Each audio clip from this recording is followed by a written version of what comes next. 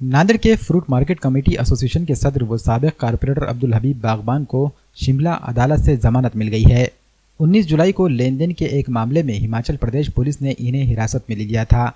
अब्दुल हबीब बागबान को शिमला अदालत ने इस मामले में 11 अगस्त को 1 लाख रुपए के मुचलके पर जमानत दे दी है। हबीब बागबान नांदेड़ वापस अपने घर आ चुके हैं। हबीब बागबान ने मीडिया से बात करते हुए कहा कि गुज़िश्ता कई बरसों से वो शिमला से फ्रूट की खरीदारी करते आए हैं, लेकिन पैसों के लेन देन में ताख़ीर पर इनके खिलाफ एफआईआर दर्ज कर दी गई और अब इन्हें इस मामले में जमानत भी मिल चुकी है। इनका कहना है कि कारोबार में लेन देन में ताख़ीर हो जाना आम बात है, लेकिन जानबूझकर इनकी छवि मार्केट में ख़राब करने की गर्ज से ये एफआईआर दर्ज की गई थी। इस दौरान इनकी मदद करने वाले तमाम ही सियासी कायदीन, वकला व दोस्त व अहबाब का इन्होंने शुक्रिया अदा किया। सबसे पहले मैं शुक्रिया अदा करता हूँ हमारे अशोक राव चौहान साहब का।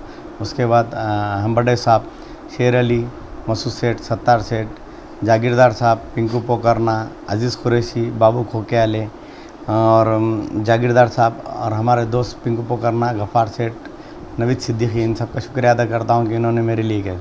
सबसे पहले मैटर ये था कि 06/2023 इसमें मेरा कोई लेना देना ही नहीं था। इसमें मेरे नाम की एफआईआर नहीं थी, हमारे कंपनी की था। हमारा लेना देना हर साल की तरह चलते रहता था, लेकिन मेरा एफआईआर नहीं होने के नाते कोर्ट की दिशा गुल करके पुलिस ने मुझे यहाँ से अरेस्ट करी और बताई परतवाड़े से। इसमें फिर मेरा जाने के बाद परतवाड़े में मुझे अरेस्ट बताया गया। इसके बाद मुझे हिमाचल लेके गए। हिमाचल के बाद वहाँ से मुझे 1 लाख रुपए की ज़मानत पे कोर्ट ने रिहा कर दिया। अभी पुलिस की तफ्तीश चालू है।